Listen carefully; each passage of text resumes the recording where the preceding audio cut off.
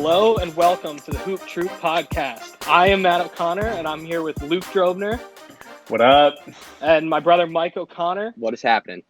And before we dive into our main topic of today's conversation about the NBA resuming play and the various options they have in actually going about that, we did kind of want to start off with a quick little segment where we talk a little bit about the Utah Jazz. They've been in the news a lot for a myriad of reasons. And Luke, since I know that they're one of your teams, I'm going to let you start off with them. Yeah, so the Jazz have been an in-and-out team this year. They've been a very strong Western Conference team, but I'm not so sure we can write them off as a contender. And they kind of punted on this season. They gave up. They did. Very easily, and they've had some off-the-court issues between their two stars, Gobert and Mitchell. You know, when the season started not to look so good, they ran into some chemistry issues, like I said, between Gobert and Mitchell. And then they also sent Bojan Bogdanovic to go get season-ending surgery, which kind of trashed their season, right? They're losing a valuable starter. And Joe Ingles said he doesn't want to come back and play if the games are going to be dangerous. So the Jazz are out here making weird decisions. It is interesting. It is interesting because, I mean, obviously you look at the Mitchell and Gobert feud, which directly ties to the coronavirus. And then on top of that, you look at them deciding to let one of their best players in Bojan Bogdanovic have season-ending wrist surgery when it still seemed like the NBA was planning to return no matter what. And they were pretty much locked into a playoff spot at that point. And it is interesting. They're just giving up. They're giving up on this season, it would look like. And I don't know, how legitimate Joe Ingles saying, "Oh, I'm not going to come back and play because it's unsafe." It really is, but it goes to show that players as a whole are treating the season, now that it's been interrupted, very differently. And I think the Jazz are a perfect example of a team where they don't necessarily see the value in coming back. Because I think unless you're in that top tier of competitors or of competing teams who realistically have their eyes on a championship, or a team that's just trying to make a statement by entering the playoffs, there's not that much that you can really justify playing for here. Whereas, you get into a team like the Lakers where they'd be like, oh, obviously we want to get back into it, the Bucks, the Clippers, whatever. This team, though, there's a lot going wrong with them right now. And it's interesting how it's interrupting this season now. But then more importantly, you have questions. What does this mean for them going forward? They're clearly having chemistry issues across the board here. I mean, I think it's very interesting that they gave up on the season despite being a top 4 team in the West. I also think that's if every interesting team they were trending in the right direction too. They had their struggles, but they were kind of starting to figure it out, and they were moving up the ladder a little bit. And so, I mean, they're essentially tanking, right? Like they're saying, right, we weren't going to win a championship this year. We're done. And I mean, it's one thing if that surgery was 100% necessary, but from what I'm understanding about it is that it could have waited. It wasn't something that necessarily needed to happen. But at the same time, I get it. If there is the chance, or at least at the time, if there was even a chance the season wasn't going to resume, intuitively you might think, hey, get the surgery over with. That way you have enough time to recover and get back and be ready for the next season. But it didn't really seem like that. It seemed like they were coming back to play no matter what. So for me, I can't overly justify it. Yeah, it's a strange case. But I kind of disagree with what you're saying about teams that if you knew you weren't going to be a championship team, that maybe you just throw the season because of the circumstances. I think Luke and you even touched on it. Like the Jazz were on the right track and they were looking good. And to be the fourth seeded team going into the playoffs potentially, even if they were going to do a couple more games or a group play, which we'll get into, they were definitely in the conversation, which kind of shocks me. But it also speaks to how volatile everything is right now. A couple weeks ago, things weren't looking as likely and things didn't take shape the way they are now when all these decisions for the Jazz were made. So could just be that timing was a couple weeks ago. It looked like the season was done. So maybe that led to some Jazz decisions, but very interesting. And I think that's, a good point because I think there are so many question marks in the league right now, just with how they're going to come back. And we're obviously going to kind of mention that a little bit more, seeing as our main conversation is about how the NBA resumes. But I think the uncertainty definitely has led to a lot of disagreement within the league. I think franchise to franchise, everyone has their own interests. And the Jazz are looking at this season and saying, it isn't in our best interest to compete. And maybe that's true, but I think that it's also going to result in longer term issues that they are going to need to address. So while they might be able to punt now, it's not going to go away forever. They're going to get the ball back at some point. They're going to have to figure it out. I would have been intrigued by the fact that they were lined up to play the season surprise Thunder in the first round. If things went as they were seeded, that would have been kind of a treat to watch. Just two tough teams that are grinding and doing well. So I'm a little disappointed. Right. But anyways. Well, because I think they're a fun team. I mean, we mentioned this on our last episode. For those of you who listened, you know that we think that they actually do have a unique skill set to actually compete in the playoffs at a high level. So it would have been fun to see them go against teams that are a little bit bigger, like the Thunder. But I mean, it is what it is, and I guess whoever does ultimately see the Jazz in the first round, they might be pretty lucky. They might be seeing the second round this year. Yeah, it might be in for a treat. Exactly. But so with that, definitely do want to let us dive into our main conversation for the day. So we'll discuss that after a quick little break. Don't go anywhere. Stick around, and we're going to dive into the NBA's plans to resume the 2020 NBA season. All right, welcome back. The main conversation that we're going to be having today is about the NBA's plans to resume the 2019-2020 NBA season. For those of you who don't know, the NBA held a Board of Governors meeting yesterday where they discussed scenarios to resume play. There were 4 ideas floated out there, and I'll read them off to you now. So there's one idea where it's just the 16 teams who currently have playoff spots. They'd go direct to the playoffs and do a standard format. Another option is 20 teams where it's a group stage play similar to what the World Cup does. Then another scenario is where they invite 22 teams. And they have a few games to determine seeding, and additionally have a play-in tournament for the final seeds in each conference. And then lastly, another option that they had was to try and push to get all 30 teams to have the 72-game regular season, and then ultimately have a play-in tournament as well to make sure that seeding is proper. So while those are the 4 options that were presented yesterday, the 3 of us actually decided that we want to dive into our own opinions on how the NBA should actually decide to go about coming back. Obviously, if you look at all these, teams are going to have their own opinions.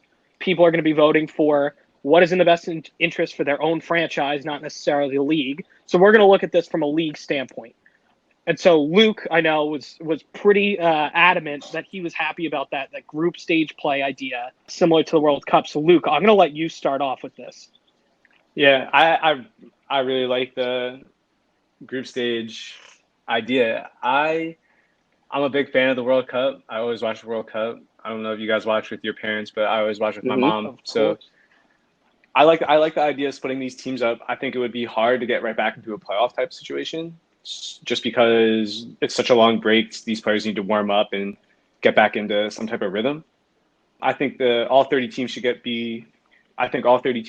split up into 6 groups of 5 teams. And the groups are created by counting down the standings. So I have the groups listed here. I can read off. Like, the first one would be Bucks, Jazz, Mavericks, Kings, Knicks. Next one's Lakers, Heat, Grizzlies, Spurs, Pistons. So the team in the first place position in the league goes into Group 1. Lakers are in second, and then you go down. So the Jazz are the 7th best team in the NBA by record. Mavericks are 13. So got it. That's how I think they should be splitting up. And then everybody should play 12 games. You play 3 games against each of the other 4 teams in your division just to get a warm up. I was thinking like a 3-game series, and obviously the Bucks will beat the Knicks 3 times. You don't know that. You do not know that. I think I know that. Frank Ntilikina is going to shut down Giannis. I would love to watch that, but it won't happen. It's fine. So, all they have to do is beat the Mavericks in that group. That's all I care about. You still don't like Porzingis? No. Yeah, so I think everybody should be playing 3 games, so everybody would have a record of 12 out of 12 games. And then the top 2 teams out of each of those groups should move on to a playoff format. But I also agree a lot with the seeding might get a little bit mixed up. So there's some teams that very early on in the 2019-2020 campaign just kind of gave up, like the Warriors, right? They sat Steph Curry out with a broken hand for 2 months, 3 months, when we all know it doesn't take that long to come back from a broken hand. They could have brought back Klay Thompson. They didn't do that. And so now they've had the chance to get a little bit more healthy, and they're in Group 6 with Nuggets, Sixers, Pelicans, and Bulls. The Warriors could be the second best team. They could be the best team in that group. So I And don't think I think that's an interesting point too, because they were mathematically eliminated from the playoffs too. So to right. kind of reward a team like that and give them the chance to play more meaningful games, especially given those circumstances, I'm sure would upset most GMs and owners in the league. Definitely. But it is Right. a fun idea to go about this route. And if the NBA does want to kind of change up their idea, this seems like a pretty realistically different but practical option to do that. Right. So go ahead, Well, Mike. I was going to say Luke, because the group, I've been cautious about the group play for a couple of reasons, but the compelling argument you're making, because in the other solutions I'm not overly seeing it, is getting everyone in a game mentality again. And I feel like this is the best way to do it. It seems like, unless they resume the league to get everybody to 70 games played, as I know that was kind of a theory too. But continue your thought. Right. Like I was saying, like the biggest issue is you're rewarding teams who gave up very early. And so I think the playoffs have 16 teams. I think the last 4 seeds should be made up by the teams that had the best regular season records. So in that group 6, Nuggets, Sixers, and Warriors could all potentially, and the Pelicans could all potentially get one of those top 2 spots. And if the Nuggets are that third team, the Nuggets have a very good regular season record. I think they should be rewarded with a playoff spot. And they played poorly in this group stage, so they should have a low seed, but they still deserve a playoff spot. So there's 4 teams, right? So 6 groups, top 2 teams from each group, and the last 4 decided by their regular season record. So, I mean, if you look at a lot of these groups that I wrote down in my notes, you can see that there really are more than 2 teams in each of these groups that could end up potentially qualifying for the group stage playoff, right? So like Group 5 has Celtics, Pacers, Blazers, which is, another tough one. So I'd love to see this 12-game series, especially because I think it, like Mike said, it kind of gets guys ready to get back into a playoff mentality. But they're also still playing. You have a chance to make a mistake, but these games mean a lot. So I'd love to see like a guy like Damian Lillard go out there and just absolutely torch people for 12 straight games to get into the playoffs, right? And that's the thing that's cool too, because he this week came out and said if there are games that are not meaningful and I'm basically just going to expose myself to this virus, I'm not going to play. This is actually a good alternative where the games do matter. If you win games, you're going to get in. Right. So there is incentive there for the players to actually want to get out there, which I know is a main concern, because obviously you want health and safety of the players to be obviously the most important aspect of returning to play.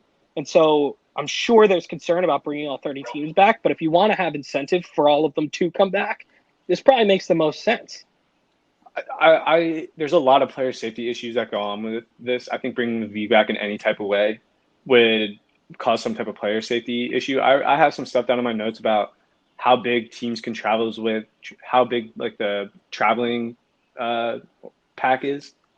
I don't know if you guys have like read articles and stuff like that. Usually teams travel with like 50 or more people, and they're right when they go to the game in Los Angeles from Cleveland, they travel with 50 or more people, and that's a lot of people, right? So I said we should probably be limiting teams to like 35 people, right? You could bring your 15 players, your two-way players, some of the coaching staff, team doctors and trainers, right? So you could probably make like a very slim 35 person essential game roster.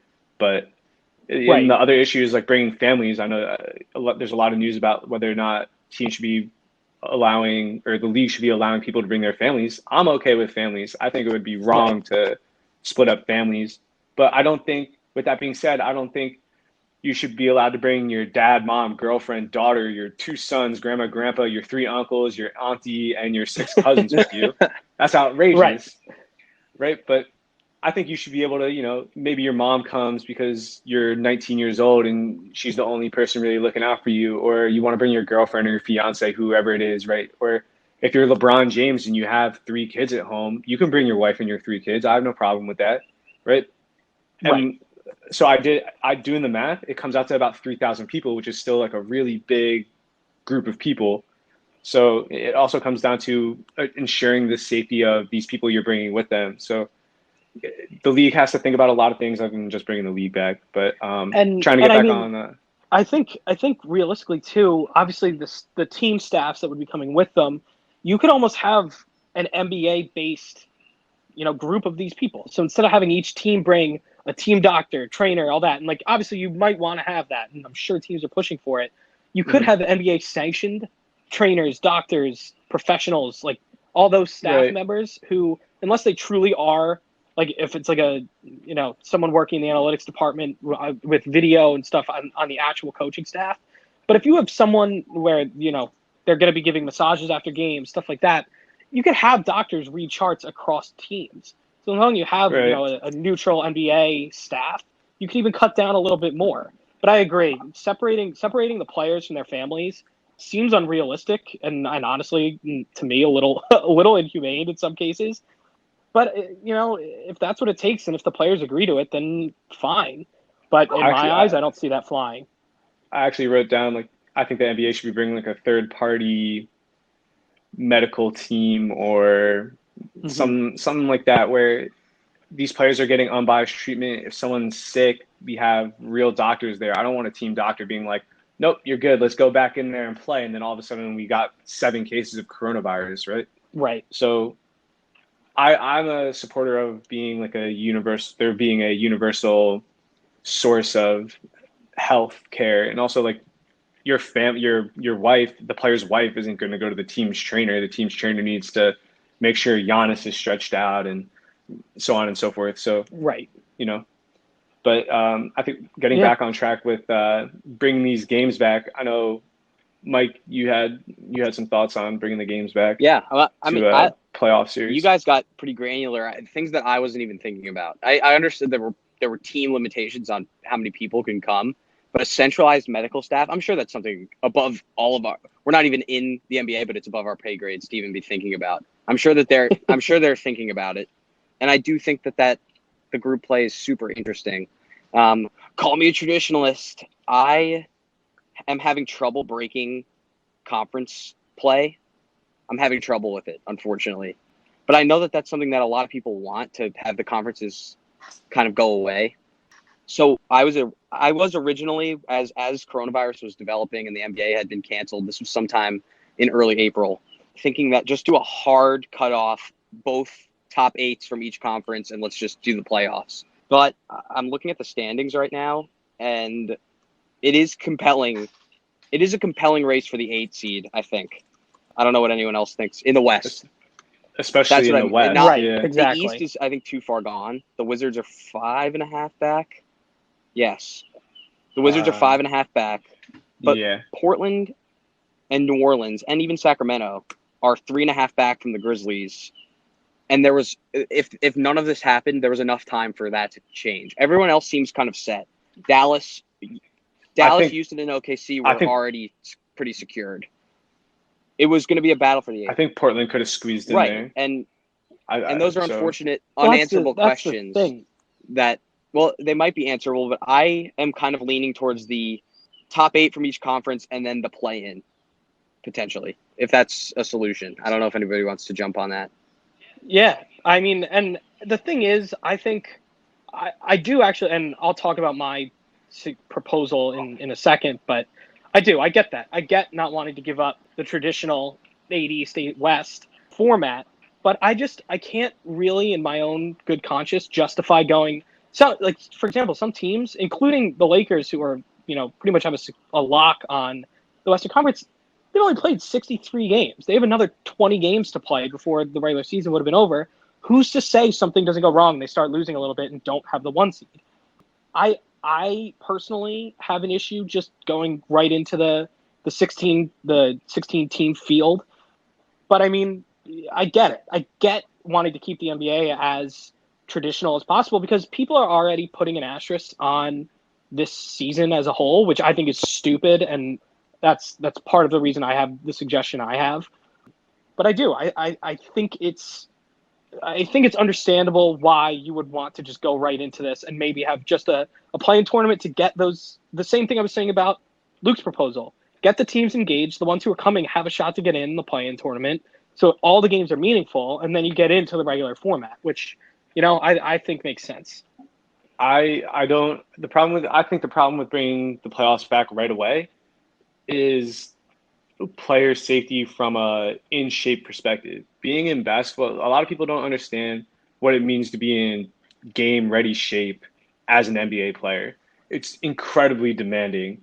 To get up and down that court for 48 minutes is absolutely draining. So I think bringing these guys back right after a long hiatus would take away from the greatness of playoff Hmm. basketball. I don't really care how you play those first couple of games, but there needs to be some type of warm up. These guys can't just come back and start playing playoff basketball. They need to come back and start playing, start getting warmed up. And maybe that's just, like some summer league scrimmages or something like that, where guys are just getting out there and playing 20 minutes a game or something.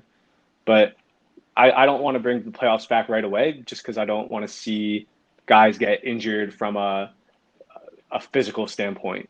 So Right. I get that. And I think that actually that feeds into my thought as well, which Michael, I'll let you go out, with any last remaining thoughts on yours before I jump into my proposal. But I totally agree with that, Luke. I think Oh, diving right in I leads agree to with way that way completely. too much uncertainty. I guess these are my two thoughts on the postseason here, and see what you guys think. I think that you need to give these fringe teams a chance to get in, but I am concerned about the group stages in that. Like, I don't think, even I'm a Knicks fan, the Knicks probably don't deserve the chance, and that sounds harsh, but in the Warriors are slated to get the number 1 pick in the draft. They shouldn't be in even in a questionable stance to make the playoffs if they're going to get the number 1 draft pick. So kind of protecting the teams that worked really hard to get a championship, or were working towards a championship. Not that any team didn't work hard, but these teams that kind of have earned it and earned a chance, protecting their chance of getting there. Like, anything that's going to really hurt any of the top 4 in each conference in a group play is something that I'm having trouble accepting, and I don't know what the solution is. And then the second thing for me is trying to preserve the sanctity of receiving the NBA championship this year.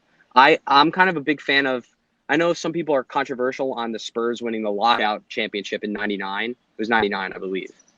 Shaq even just came out saying, I remind Tim Duncan all the time that he only has 4. I don't count his lockout championship, but Tim Duncan has 5 championships, and that championship is no less valued than any other. So I want whatever the format to be universally accepted and understood, that whoever wins it has won fair and square. What do you guys, I don't know what you think of those two things. I get that. I totally agree with that. And that's why I'm actually going to use that as a segue to my idea. I think that we should resume regular season games.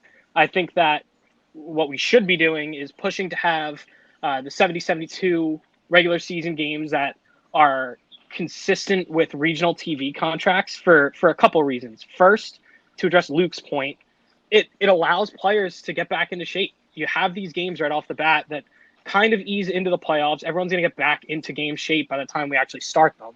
Additionally, I think it assists with league revenue for the future, which is a huge underlying question. We're going to discuss the cap in a little bit.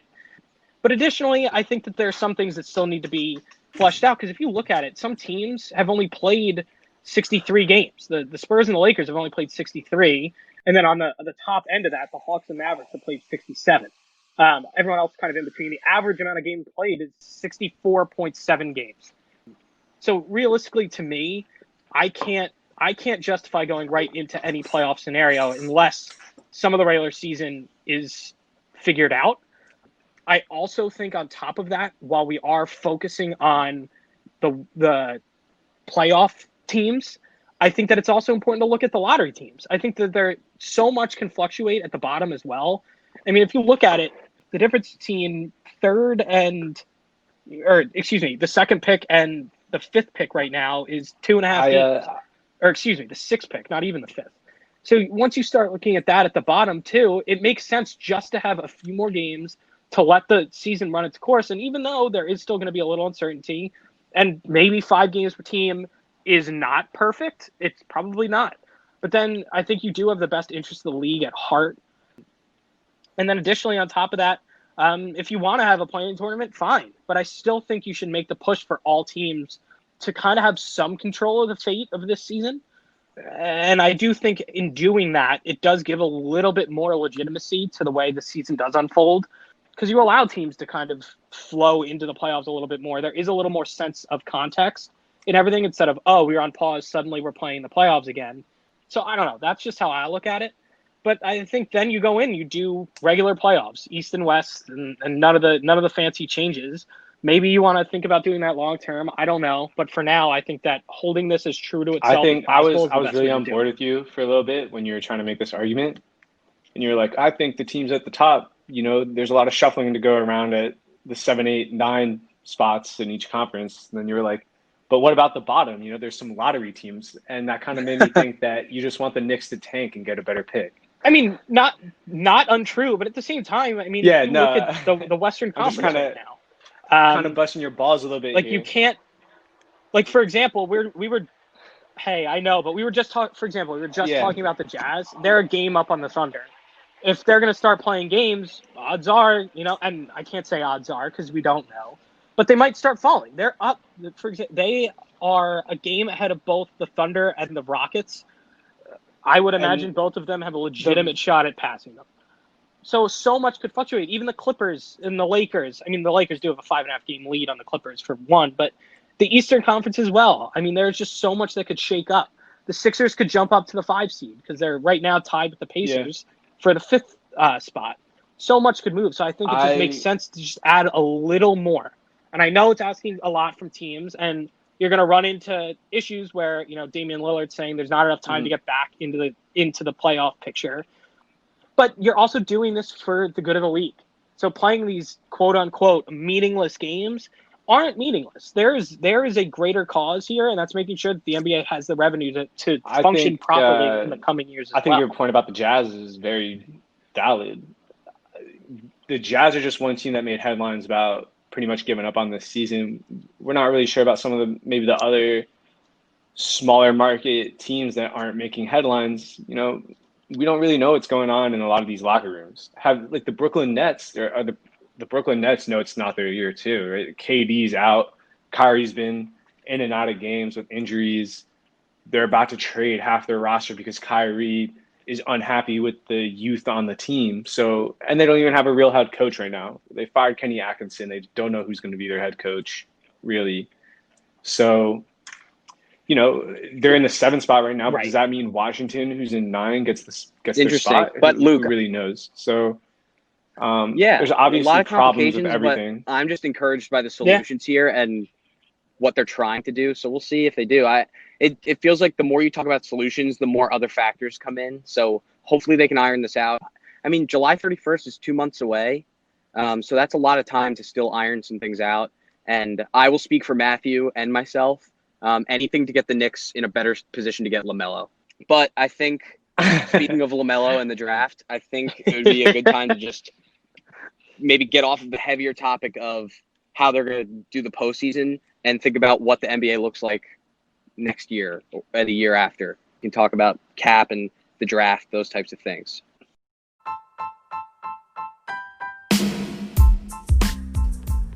Listen, I know what you're thinking. I can't get enough of the Hoop Troop podcast. How can I get more content? Well, stay connected with us on Twitter at Hoop Troop NBA.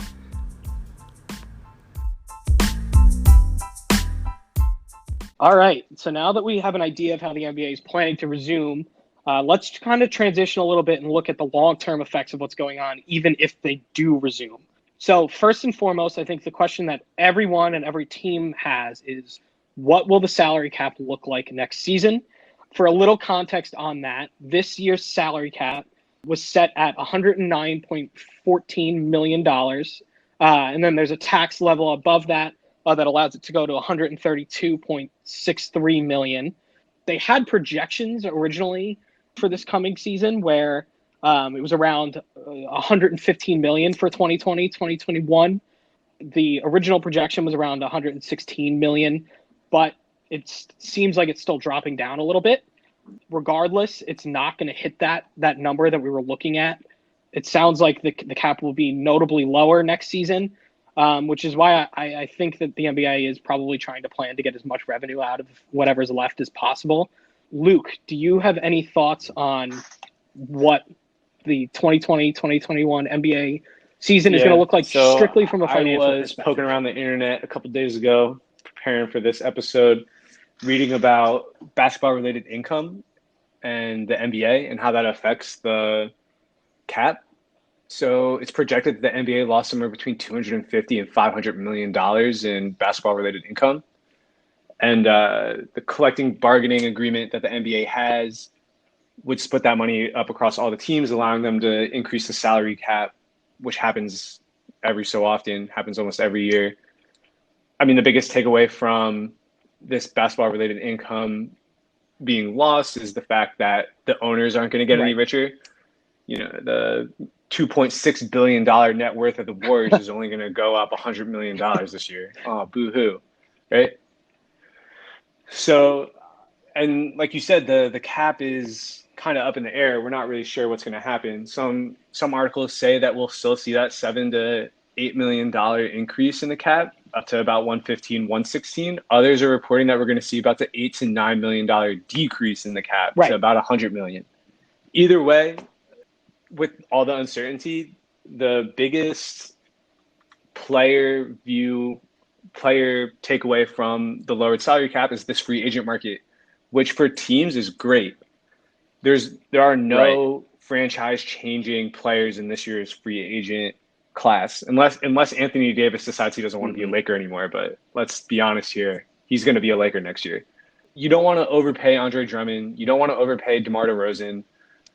The uncertainty allows teams to back away from these maximum offers to a Drummond, and Drummond's going to get a team-friendly contract. He's a great player. He's going to come in, he's going to grab 15 rebounds a game. He's going to make a difference on your team, but he's not going to get the max money he wanted. He's going to get something a little less, and that's good for teams. No. Teams like the Celtics who can't afford that max contract. Similar vein, so we're going to be seeing a lot of one-year deals because players aren't going to want to sign a big long-term contract with this uncertainty financially. So I think, you're going to have some team-friendly contracts, which short deals do accomplish that, but they're also going to be smaller. So you're going to have a lot of these prove-it deals for some of these players where they're going to try and justify in next season getting a long-term, bigger payout in the seasons to come. So I think even if it does go down this season, which to my eyes, I would imagine it's going to, ultimately the long-term effect is actually going to be positive. Because I think, as you said, the free agent pool is not as strong this season. Next summer, going into the Giannis year, I'll call it, it's a much deeper class. And I think they're realistically, the NBA could recover financially by the time that happens, and then we could see another surge, almost similar to what we saw when Kevin Durant was able to sign with the Warriors.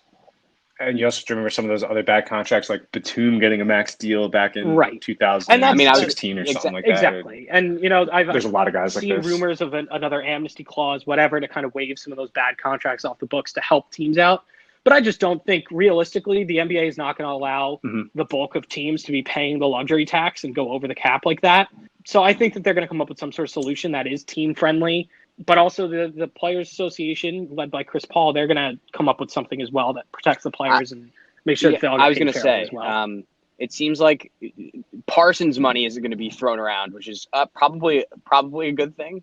But yeah, these contracts will be team friendly. And Matthew, you brought up a really interesting point that I had not thought of, that the length of contracts are probably going to be, like you said, year to year contracts. But this is kind of a struggle for the players. Like DeMar DeRozan would have probably gotten a larger deal. Same with Drummond. They would have gotten paid more than probably they should have been, which is great for a player that can secure a bag. Which is great for them. But yeah, it kind of puts players in a tough position. So it'll be important to see what the Players Association comes up with, or how they're going to protect free agents and players in terms of getting paid. We made some comments about the luxury tax. I was looking at the luxury tax. There are 7 teams right now paying the luxury tax: Blazers, Bucks, Heat, Thunder, Clippers, Magic, Timberwolves. And next year there are 5 teams projected to pay more than $132 million: Warriors, Sixers, Nets, Celtics, Bucks. I mean, obviously, those team payrolls next year are going to look different because of guys coming back and whatnot. But the luxury tax, to me, didn't really seem like it was going to be a big deal. It was more about how teams and players are going to be able to negotiate these new contracts. And I also really like your point of saying they're only going to get a 1-year deal. I was thinking, oh, Andre Drummond's going to sign a 5-year, $111 million contract instead of the that's still 160 that he could have earned. still right? possible. And so Yeah, I think that was a I think great it's point. there's going to be a range. There's going to be players who try and cash in for as long term as possible now. Maybe that's an aging player. That's, I'm not sure. And there's going to be players who are saying, why would I take less than I'm worth? And I could see Drummond being a guy like that. I could maybe DeRozan doesn't get the same treatment. I don't know. But regardless, I think that there's going to be some sort of parity in the way that contracts are done this summer. And I think it's really going to be a testament as well to what front offices are able to do and how manipulative they're able to be with these updated figures, since they kind of have to do this on the fly and they have to do it quickly. Because I think another thing that a lot of front offices are going to be busy trying to figure out is what they're supposed to do this offseason in the draft and kind of free agency as a whole. How are teams going to be able to scout? How is, the free agency and draft period going to go? And so I think that obviously with the season getting pushed, the draft itself is going to be pushed, the lottery is going to be pushed. But how are teams going to account for these changes in that regard as well? Yeah, you could kind of do it like the NFL where you do the online draft, but that doesn't address problems, like you said, scouting, and just kind of how the whole process goes. You can't go and fly out to Israel anymore to go watch Denny DeVito or Germany or France or wherever you want to watch these guys play. Right. You can't do it right now. So it comes down to getting film, and people have to start now. You have to really break down this film and understand what you're getting from film, because you can't fly out to go see them. And then workouts are another issue. I know a lot of teams have now opened up their practice facilities. You can invite guys to come work out, but you can't invite 10 guys to come work out at one time, right? You kind of have to do it one, maybe two guys at a time, which kind of affects the way you see guys. Maybe, some guys are having a bad day or a good day, and smaller workouts might be beneficial. Work against the player. And so I think the process is just going to be different. Storm this year of the current draft situation and how it's going to play out, and lack of visibility with how people have been describing this draft class, which is outside of the top 4 or 5. It's very diamond in the rough. Like, you have very hidden gems. Apparently that's what you hear, that you have future role players and future grit and grinders, really athletic people who aren't stars, but they're going to be great pieces on your team. How are you supposed to discover that diamond in the rough? How are the Knicks' new hires, who are supposed to be amazing at this, how are they supposed to accurately figure that out? I think the best way to do it is all of the private workouts and that type of thing. So I don't know. So I think similarly to looking at it from that perspective, where it's hard for the teams to kind of navigate where they want to land as far as prospects go. I think it's also interesting from a prospect perspective. And I'm going to use kind of the main example here in LaMelo Ball. Rumor is that his camp is trying to steer him to the Knicks. And I was actually reading an article where they were suggesting that if teams aren't able to work him out, he could just hold physicals and different medical information from teams and really just kind of feed it exclusively to the teams he would want to end up with. And that could be said for any prospect as a whole, but they might have a little more control on what they're able to accomplish now. And who could get a better look at them and versus who can't, versus these sort of things where, in past years, you probably wouldn't have had that selective ability as a prospect.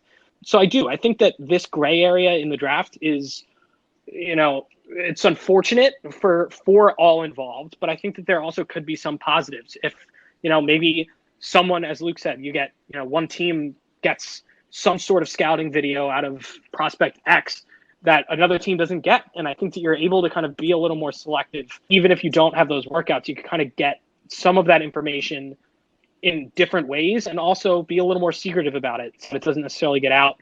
Some of these other teams don't kind of catch on to the prospects that you're logging interest in. Sheesh. I don't know if you guys have thoughts there. You really bring up the worst. No, I know. I was just kind of thinking, wow, it's going to be really hard for teams, but there is a lot of backstabbing that could go on, especially from the players to the teams to other teams. This is tough. The teams to and the we're players. talking about it's all smoke and we're talking it's about just the a intermediate unique issues of the situation front right office, now. which is, in my opinion, the worst part of the NBA, but also a good one. I mean, all the Not cogs in the happy machine place. help it run. It's obviously about the players, but I mean, these everything is a factor. And if you're Adam Silver, you have to be thinking about everything. But sheesh, man, And I heavy think, stuff. yeah, sorry, did not. Right. I'll lighten it up. So I think, kind of in that same All vein right. of looking at it from a league perspective and a front office perspective, one thing that a lot of teams have wanted as a whole is to shift the NBA season to get it to start closer to December or January, and then run into the summer a bit more, so it's not competing with sports like hockey and football as much. And I think in doing what they're doing now, in pushing the season, the draft, everything, at a minimum, next season is getting shifted. And that could be a long-term solution and ultimately just stand that way. What do you guys think about what the new timetable of the NBA season would look like? Yeah, I got to tell you, I am super pumped about this. I think it will be awesome. I know that there's been rumors that I don't even know if they're rumors, it might be facts, that the NBA ideally wants to have their opening set of games on Christmas Day. That would be the biggest Christmas present of all. Could you imagine having opening day on Christmas? You have like that whole slate of games. That would be great, I think. And have the playoffs run into September. So in the dog days of summer, yeah, I love the Yankees. I love watching baseball, but there's a dearth of sports content. You can watch people talk about free agency. Free agency is fun, but to have more regular season in the dog days of summer and have playoffs go into September, I'm a fan. So either way, I think this accomplishes the NBA's desire to shift when the season starts. I think it'll be hard to actually get to start on time because we are 4 or 5 months away from the 2021 season officially starting, right? Usually the season starts in October. It's May right now, late May. Season will start in the middle of October. So how are you supposed to squeeze everything between resuming the end of this season to free agency, draft, summer league? How are you supposed to get all of that going when you only have 5 months, when usually the season would be ending in the next week or two normally. So in my opinion, you kind of have to push it back, whether or not it's a permanent start date where we continue to start the season in December or January. It might just have to happen that way because of we're not going to have time. Right. It'll be hard to shift the season back if we have to push it back. So in my opinion, we either rush it and we start the season in October and everything goes back to normal, or we push it back and it just so happens to be that Definitely. we now start and I think the that, games in December. while we obviously have alluded to a lot of the negatives that came from COVID-19 interrupting the season, there could be some positives. If the season does shift, there could be more revenue, which could help them rebound. And, you never know what positives come out of this otherwise. With that, I want to transition a little bit and thank everyone for listening to our second episode of the Hoop Troop podcast. I hope you enjoyed what you heard. Everyone continue to make sure you're staying safe during quarantine as everything starts to open up. And, join us next time when we talk about the NBA's resumption and additionally some other issues of the aftermath of the NBA and the coronavirus. So thanks again for listening, and we look forward to having you guys join us again next time.